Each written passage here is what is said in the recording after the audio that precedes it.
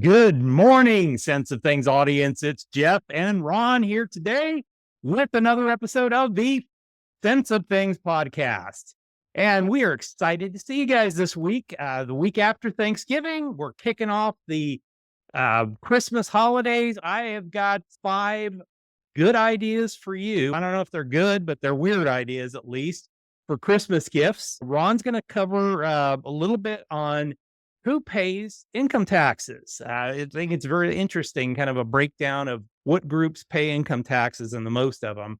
He's also going to cover some delinquency rates, both on offices as well as credit and everything else on our long-term look at those things going on. We're going to talk a little bit about jobs as well, because that is the thing that's buoying up the economy at this point. And we want to take a look at where we're heading going into the end of the year. So stay tuned. We'll be right back on in just a second.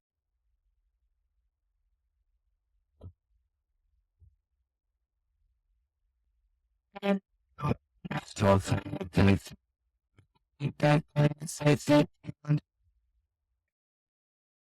right, guys, welcome to the show. Ron, how you doing, my friend? Morning, Jeff. Yes, holiday season is in full swing. I love it. Usually most people are smiling and you hear the music and, you turn on the TV, it's got some Santa or Rudolph thing going on. I love it. And then, of course, I'm looking forward to Christmas so we could do our Christmas story marathon. Oh, of course. This year they're doing one of the channels is doing every day a marathon of some show. So National Lampoon's Christmas Vacation for 24 Yes, hours, Christmas past Story for weekend. 24 hours. Yeah, it's awesome. So huge fan of this season. My wife and I last weekend pulled out all of our Christmas movies. We'll be doing Christmas marathons until Christmas Day, and all the ones, old movies, new movies. We will not be watching Elf or Fred Claus. I will just say. I will tell you this. Funny you said that because I was about to segue. So for about 10 years, I have what's called Ron's movie bucket list, right? Got it. Yep, I'm I a remember movie that. guy, and I send this out to prospective clients and clients so they know a little bit about me based on these bucket list choices. And I had somebody about a year and a half ago, no, 2 years ago now that I'm thinking about it. It was a prospective client. I sent it to them, and he just says, "Look, I want to set up a couple, but before we talk about anything, I got to talk about your movie list." He goes, "How the hell is Elf not on your movie bucket list?" And I'm like, you know what? It was one of my son's favorites. He loves Will Ferrell. He loved Will Ferrell. I like it. Actually, it's been on this weekend. You could turn it on at almost any point. There's some funny, sticky scene that you could watch. So I didn't put it on, but it is good fodder to talk about Elf as not being on your bucket list. That is true. Yeah. Like I said, I've never watched it. I've never had a need to watch it. There's just so many other great Christmas movies that I would run out of time before I even got to watching Elf at that point. Funny, very quickly, and we'll move on. I got to tell you, it's on every year. I have not seen it. I re-recorded it again because it was on this weekend. Do not strangle me. I have not seen It's a Wonderful Life with Jimmy Stewart. I You've know the never seen premise that? of it. I know the end of it because people use Wow. it as I am going to watch it this year. I have recorded it. I will watch it this year. I know it's a tearjerker. I don't know if it's a tearjerker. It's the most depressing movie I think I've ever seen. So It's another reason why I haven't watched it. it's like it's like George he was the unluckiest guy on the friggin' planet, and then all of a sudden he got lucky at the end. But yeah, Hey, it's an thanks for interesting. ruining it for me. Yeah, it's an interesting movie. No, you got to see it, and it rolls into so many things throughout life. It's just so many quotes came Yeah. out of that movie, and so many concepts came out of that movie. Let me kick us off with, since we're into the Christmas season, we had Black Monday this week. Or Cyber Monday. We had Black Friday. It's coming off of Cyber Monday. It was like up 7% from the year before. So things are looking pretty good. Once again, people are just spending money like drunken fools, and we'll see how this all plays out in the end. But here, let's get started with, and this is from Good Housekeeping, just found this morning, the top 5 weird Christmas gifts. That's a bad product idea. That's not a weird Christmas. That's one of our bad product ideas. It is a bad product idea. Oh my But here's God. the leadoff one. Lock up the kids. Cat butt tissue holder. I just, yeah, I can't even imagine giving this to somebody or having this in my house. And I love cats, but I No, there don't. are certain people you give that gift to. Yes, there are. And I could think of a few. How about the Sarrett Group, the hen bag handbag, giving this rubber chicken bag to somebody for Christmas? I saw somebody in New Jersey. She made a handbag out of New Jersey license plates. Oh, So geez. this doesn't surprise me at Yeah. all. I'm just like, but it's a rubber chicken bag. That's the best part. But if you notice, it's now 24% off. Thank God. Yes. All right. How about Lester's Fixins outrageous and unique flavored soda 6-pack, which includes buffalo wing soda, sweet corn, pumpkin pie, and ranch dressing sodas? The middle ones, okay. The end ones, no. I, What do you just, got to do? You got to two fist the end ones between yeah, the buffalo wing and the ranch. that makes sense because of the buffalo wing and the ranch dressing. You just double Well, whammy you're on yourself. probably in the right part of the country for that. I don't. Maybe mine too, but who Yeah, knows? could be. I'm not sure. I don't know. Maybe up in the Northeast, so Buffalo and all that area, you just take out the middleman. You don't even need a soda. You just get the buffalo wing soda and God forget the bless. buffalo wings. All right. The QC or the QK Endeavors finger covers for cheesy food. No more chicken or cheese fingers from eating Cheetos, which I personally believe are the most perfect food on the planet. Packing peanuts with cheese on top of them, just awesome. I So, will tell you, I haven't had them in a couple of years because it's crack to me. The it is. crunchy Cheetos are like Yep. crack to me. But here's the other thing. Yeah, you can't get it off your fingers for a day. What about your lips and your mouth? I No guard for that. Nope. And your insides, I can only imagine what it's doing to your insides, man. You It's eat probably enough of one those, you're like, molecule away from being plastic, but that's beside the point. all right. This one was the creepiest thing I've ever seen. The ostrich pillow, original ostrich pillow. I cannot imagine putting this thing on my head so I can sleep. I have a hard enough time when I fly and I've got my little neck pillow thing. I It was going to freaks me say, if out. you're flying in a tight seat, that might not be so bad. Yeah, but then you end up putting your head on the guy in the middle seat's shoulder and stuff like that. The funny thing is with all of these, when I was looking at them online, Good Housekeeping had a pro and con list for all of these things. They did not have a single con for the ostrich pillow. Not to mention the claustrophobic, scary thing that you have on your head and you're sweating. No issues with that. All right, last one is a bonus, and this is my favorite because I'm going to get a Texture of Dreams personalized cardboard cutout of Ron. So I have him in my office with me at all times going forward here. Your wife may get jealous, Jeff. I know she might, and I'm going to send one to you. So I'm with you the whole time too. So You listen, it's not half a bad idea. Did you see the one now? You can upload your dog or cat's picture and it'll make pajamas for you with your dog or cat's picture on the pajamas. So wow. listen, this isn't too far off of It's an not idea. far off. So I'm going to need you to go to the app and take a picture of yourself with this pose, by the way. I really want this pose. Oh, yes, it's my runway pose. Wow. So that's our 5 weird plus 1 bonus Christmas gifts. From the WTF category, yesterday was probably one of the weirdest days in 30 years of this job, watching United Healthcare Group. They started their morning out announcing revenues that grew by $8 billion. Their customer serve grew. Their third quarter earnings were massively up. They bumped their dividend up. By 9 a.m., their CEO had been assassinated, and the DOJ launched a probe into insider trading and attempted to stop a monopoly, which I don't understand because there's lots of healthcare companies out there. And had the government not killed a bunch of healthcare companies, we would have more competition out there. But this was the weirdest day. I don't know about you, but honestly, the weirdest day for me. I was shocked. Actually, I haven't heard anything. I think the guy is still at large. He is still large. Yeah. They don't know who And it was all he had it planned out. He got off he got away on a bike. They lost him in Central Park. And if people aren't familiar with Manhattan, Central Park is its own city Yeah. as far as Yeah. size and scope. So many exits out of it and everything else. And It was all the whole thing was on video. yep. They saw him take off, and look, if he was in a car, it could have been tracked. And with a Mm. bike, he could have ditched it. This was planned out. But you know what? Apparently, the wife said, I can't believe we're talking about this, that he had been receiving threats. We Yep. don't know to what extent. The whole thing is horrible. It's just horrible. It's weird. There's just so many things going on with it. But honestly, I had to report it if people didn't hear it.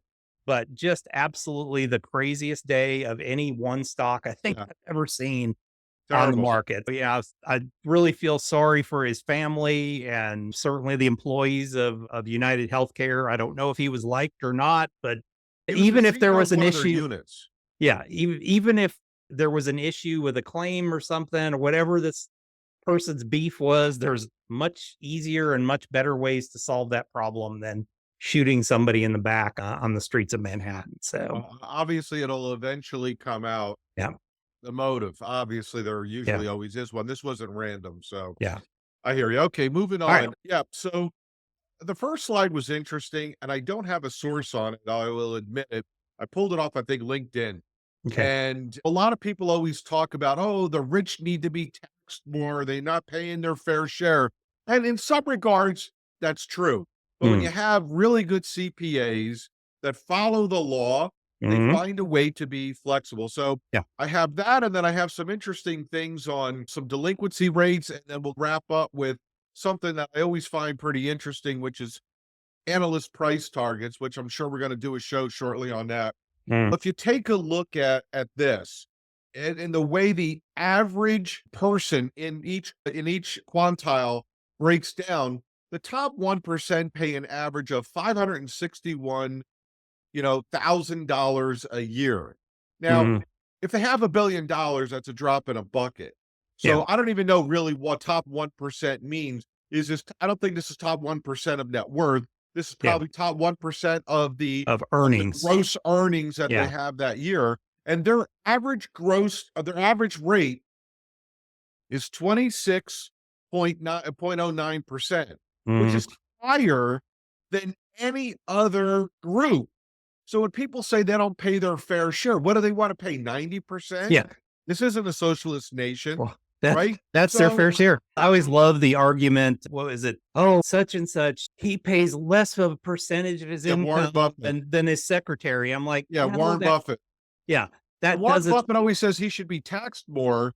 Yeah. And whenever Jamie Dimon, JP Morgan came out and said, then let him pay more. Yeah. But you don't think Warren Buffett doesn't have an army of CPAs that says, Warren, you don't have to pay a dime more than this. Do you think he's going to pay it? Because he basically pays himself a really incredibly low salary in comparison to his net worth, which he always has. Because he's like, okay, my house is paid for. I can sell stock and it's maximum of 20% capital gains. So I'm sorry, he's not forced to take hundreds of millions of dollars of income every year because he doesn't need it. He can just sell stock. Uh, we'll move on from this, but one of the more egregious things in the tax code is for the hedge funds and private equity Yeah. with the carryover interest, I think it's called. Mm, They take advantage of that and they avoid paying not millions, not tens of millions, but billions of billions. dollars over Yep. time.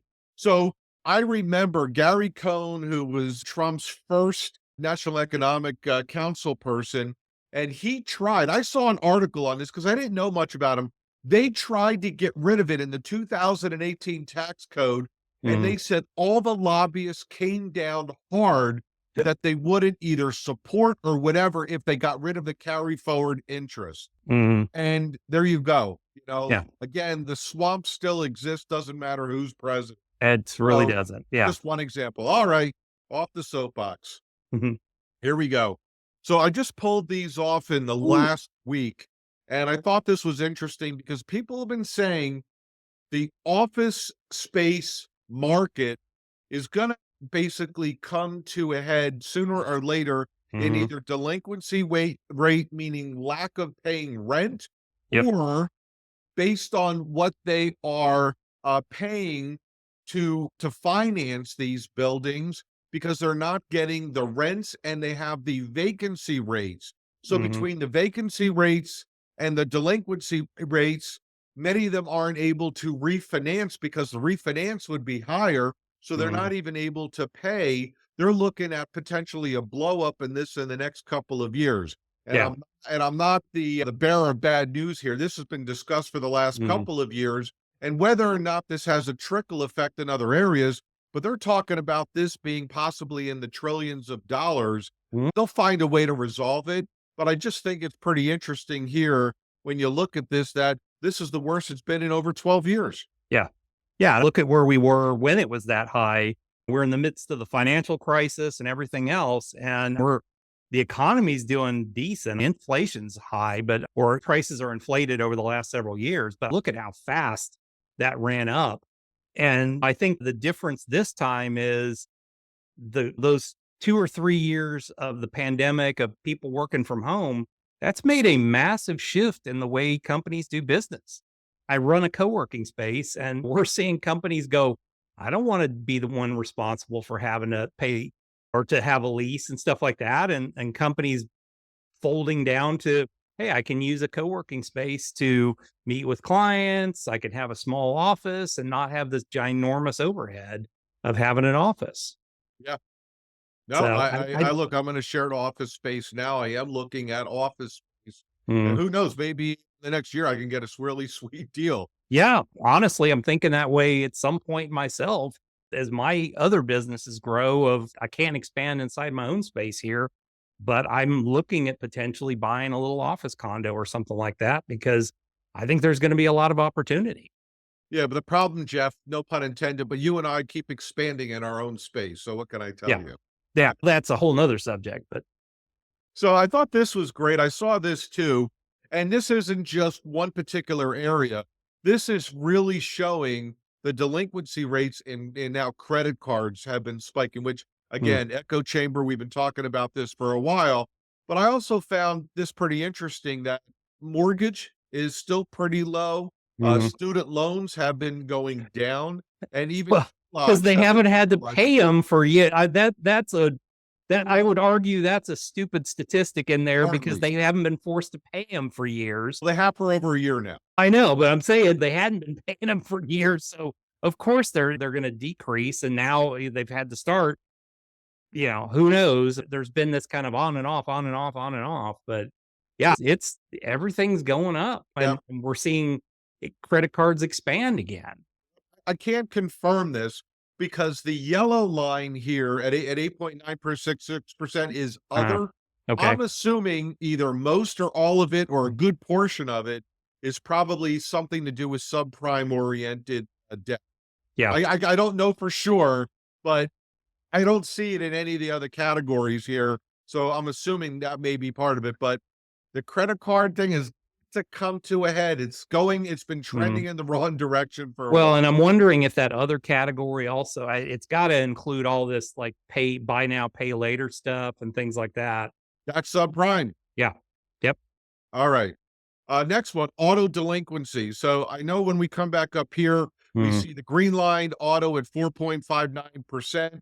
Yeah. So going to the 30 and 60, 30 and 90-day delinquencies, this is obviously the last 3 years from Mhm. 22, 23, and now 2024, the spike that we have now seen in the early delinquencies in both the 30 plus and the 90 plus days. Now some of this may be subprime. I don't know for sure, but Mhm. if you see on the right-hand side, it says the blue line is early delinquent 30 plus. The orange line is, as you can see, seriously delinquent. I'm assuming at this point, if you hold the paper on this, Yeah. you have what do they call them? The people, the bounty hunters, the auto Repos, bounty repo hunters men. going out to seek and seize your car loan. I don't even know Well, when they're legally able to do that, but I figure in 90 days that process has to be it's got to be. started. They basically, and it's a lot easier. They don't really have to go to court on this type of stuff. So they basically have to follow a process of letting Probably people whatever is know. in the signed agreement. Yeah. Yeah. Because you figure that thing is at risk at that point pretty significantly because somebody could just abandon it someplace or Yeah. whatever. But yeah, that's a huge spike. It's like we were seeing back before the financial crisis again, another But, similar thing but again. here's a rhetorical question for thoughts and fodder.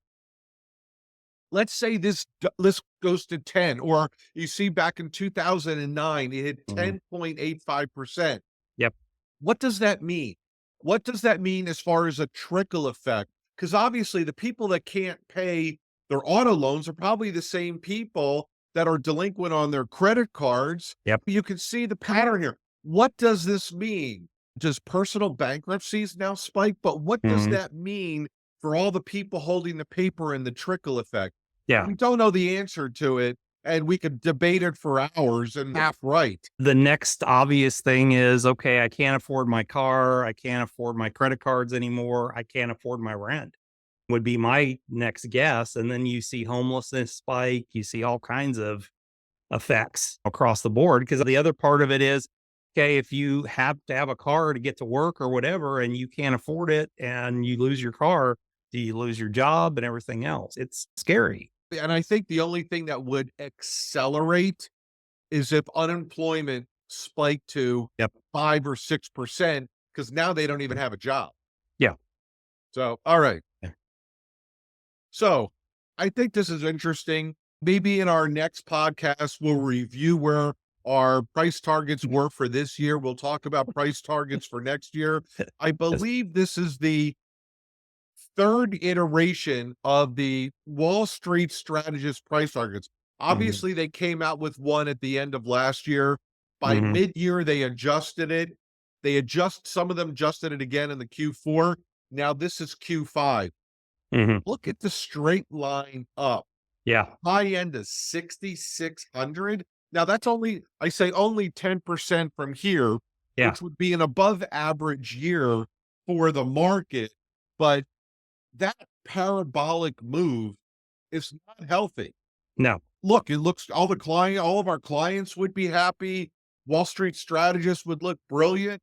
I'm not at a loss for words, but I'd like to get your opinion because 314 Research, the one who I'm citing as the source on this, does Mhm. really good background stuff on this and real Yeah. thoughtful analysis. And they got some great charts. This is one of them.